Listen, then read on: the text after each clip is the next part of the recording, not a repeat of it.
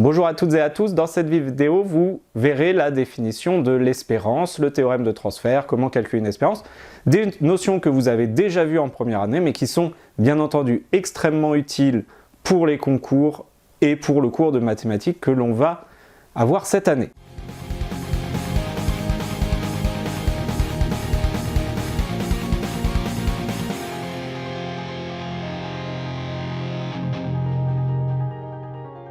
Dans cette partie, nous allons parler d'espérance et de formules de transfert.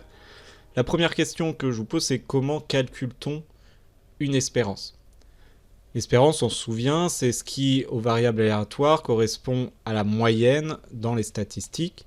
Quand vous avez une loi, par exemple sous forme de tableau, comme la loi de l'exercice précédent, de la vidéo précédente, eh bien l'espérance se calcule tout simplement en multipliant les xi par la probabilité que x égale xi, donc le moins 3 par 1,5, etc. et en additionnant ces résultats.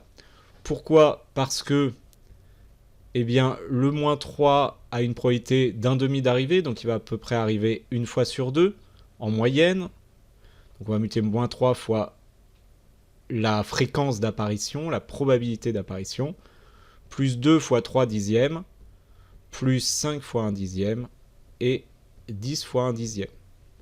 Vous faites les calculs, vous obtenez l'espérance pour votre variable aléatoire, et si vous faisiez cette expérience un très très grand nombre de fois, eh bien le nombre que vous obtiendrez en faisant la moyenne est assez proche de l'espérance. On va le voir de nombreuses fois dans l'année à travers des exercices ou des simulations par ordinateur. Évidemment, ce qu'il faut connaître, ça va être la formule plus générale, puisque le fait d'avoir un tableau, c'est assez peu fréquent. On a une formule, alors j'ai utilisé à la fois les k ou les x, puisque vous trouverez les deux. Les x, pour dire que x appartient à x de oméga, comme dans le cas précédent. Vous voyez qu'ici, on avait des xi, puisque les nombres ne se suivent pas. Donc si on écrit l'espérance de x, eh bien c'est la somme des xi fois p de x égale xi. Et les xi, c'est quoi comme valeur? Eh bien c'est toutes les valeurs qui sont dans le support. Ça, c'est une formule générale qui permet de l'écrire dans tous les cas. Mais dans la majorité des cas, eh bien, notre espérance, ça va tout simplement être la somme pour k allant de 1 à n, si vous avez une variable aléatoire qui va de 1 à n, si le support, ce sont les entiers de 1 à n, eh bien l'espérance, ça va être tout simplement la somme pour k allant de 1 à n des k fois p de x égale k. On laisse tomber ici les xi, on laisse tomber les petits x, on prend directement la variable k qui est la variable qu'on utilise pour les sommes. Et donc ça revient à calculer tout simplement une somme. Et là on passe de l'exercice de proba, de modélisation, à l'exercice d'un calcul de somme. A noter, ce qui est intéressant, c'est que cette formule marche dans les deux sens. C'est-à-dire si vous avez un jour une somme un petit peu compliquée à calculer, vous pourriez réfléchir, est-ce que ce ne serait pas l'espérance d'une variable aléatoire que je connais et dont je connais déjà la formule. Alors on a plusieurs propriétés rappel de l'espérance. Première chose, si le support est compris entre un petit p et un petit q, ici, alors l'espérance est compris entre ces deux nombres. Cela peut être ramené à la moyenne, si vous voulez bien comprendre cette propriété, même si ce n'est pas une preuve. Eh bien, si vous avez des notes qui sont comprises entre 10 et 15, votre moyenne, elle est forcément comprise entre 10 et 15. Donc là, c'est pareil, si les résultats de votre expérience amènent votre variable aléatoire à x à prendre des nombres entre petit p et petit q, eh bien, votre espérance, elle sera forcément entre ces deux nombres-là. Notamment, et ça c'est très important, si x prend que des valeurs positives, l'espérance, c'est une somme de nombres positifs et donc c'est forcément positif. Ça c'est important puisque des fois on se met à calculer une espérance, on obtient un nombre négatif alors que c'est tout simplement pas possible. On a également la propriété de linéarité, l'espérance de ax plus b, eh bien ça va être tout simplement a fois l'espérance de x plus b.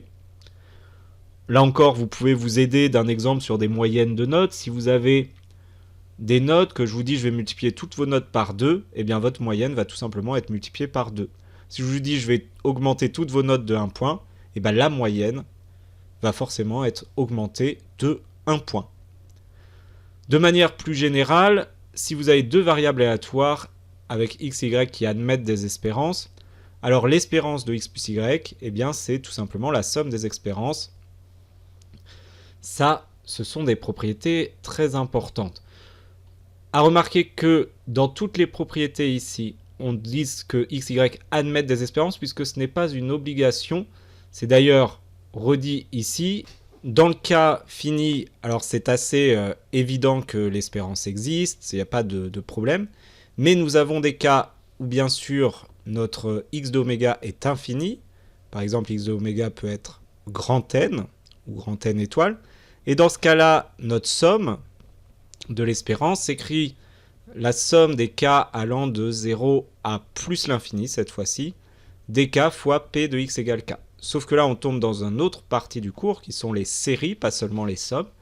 Et notre série, eh bien, il faut qu'elle soit convergente. Et en réalité, si la série est uniquement convergente, on s'est aperçu qu'il y avait des problèmes, en fait, si on définit la moyenne de cette façon-là. En réarrangeant les termes de la somme de la série, eh bien, on peut en fait obtenir des résultats différents. Ça voudrait dire que notre espérance, elle a des valeurs potentiellement différentes, ce qui est un petit peu gênant. Donc il faut que la série soit absolument convergente. Alors, vous verrez très très peu de séries qui ne le sont pas, puisque vous remarquez qu'ici, P de x égale k, c'est une probabilité, donc ça c'est toujours positif, et comme k, je l'ai pris entre 0 et plus l'infini, ben, c'est toujours positif. Donc, la série ici, qu'elle soit convergente ou absolument convergente, ça revient au même, mais ce terme-là est extrêmement important également pour la suite. On le verra. Donc, quand vous justifiez, il faut absolument justifier que la série soit absolument convergente. Ce qui va impliquer que dans toutes les propriétés, eh bien, il faut justifier que votre série est absolument convergente ou encore que x et y admettent des espérances. Attention, ces hypothèses sont essentielles. Elles sont évidentes quand vous êtes dans un cadre des variables aléatoires discrètes finies, quand le support est fini, mais beaucoup moins dans le cas d'un support. Dans ce cas-là, notamment, nous avons ce théorème d'existence de l'espérance par domination qui revient au théorème de comparaison de séries. Vous savez qu'on a ça, vous verrez dans la démonstration sur les propriétés d'espérance et notamment de ce théorème qu'on va utiliser les propriétés de convergence des séries à l'aide de ça. Alors, ce théorème n'est pas utilisé si souvent, mais on va l'utiliser dans des cas très théoriques, très abstraits. Et cela nous permet de savoir que l'espérance existe. Dans certains cas, il suffit de majorer, de borner notre variable aléatoire grand X par une variable aléatoire Y qui admet une espérance. D'où le nom du théorème, existence de l'espérance par domination. Alors, pourquoi cela ne s'applique que dans un cas théorique, puisqu'on sait du coup que X, dans ce cas, admet une espérance, mais on ne sait pas la calculer. Donc forcément, on n'est pas dans quelque chose de pratique qui vous demande d'obtenir un résultat. Vous verrez plus tard dans l'année dans quel cadre on va pouvoir utiliser ce théorème. Enfin, une variable qui admet une espérance nulle est dite centrée. Alors là encore, on va plutôt justifier cela plus tard, puisque vous verrez que ça sera très clair avec d'autres définitions et d'autres théories des probabilités. Pour l'instant, revoyez ce terme. Et une petite remarque, si x est une variable aléatoire qui admet une espérance, alors on peut la transformer en une variable aléatoire centrée en faisant cette petite opération. Afin de calculer les espérances, il y a un théorème qui va être très très important qui s'appelle le théorème de transfert, qui va viser à transformer l'espérance de x carré en transformant les termes de la somme. J'essaye de m'expliquer ici, donc on avait la probabilité que x égale xi. Comment calculer la probabilité des x au carré? Alors il faudrait pour cela trouver x carré de oméga. Ça c'est pas trop difficile, x pouvait prendre les valeurs moins 3, 2, 5 et 10. Donc x au carré peut prendre les valeurs 4, 9, 25 et 100. D'accord, on a juste mis les nombres ici au carré. Et on va avoir exactement le même tableau, c'est-à-dire que quand on a xi qui vaut 4, eh bien, alors je vais peut-être les mettre faire une petite entorse à ce qu'on fait d'habitude, c'est-à-dire les mettre dans le même ordre qu'ils étaient. On avait 9, 4, 25 et 100. Quand x vaut 9, bah, la probabilité que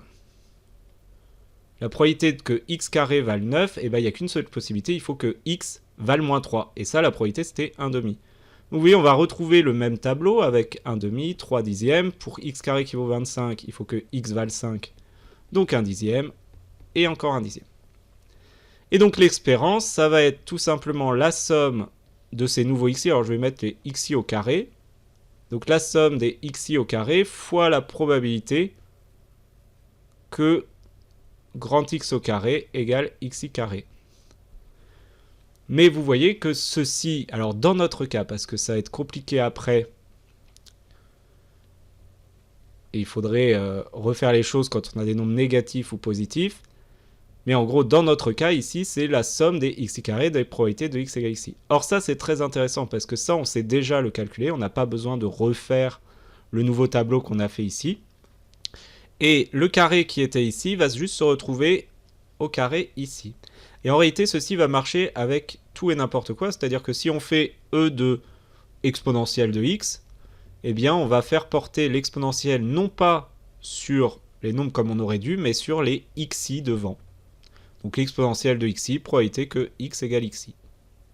Alors, évidemment, tout ça ne constitue pas une preuve. Hein. Pour le démontrer, c'est un peu plus long, puisqu'il faut gérer tous les cas particuliers, et ça ne va pas être l'objectif. Mais par contre, ce théorème est à connaître absolument par cœur.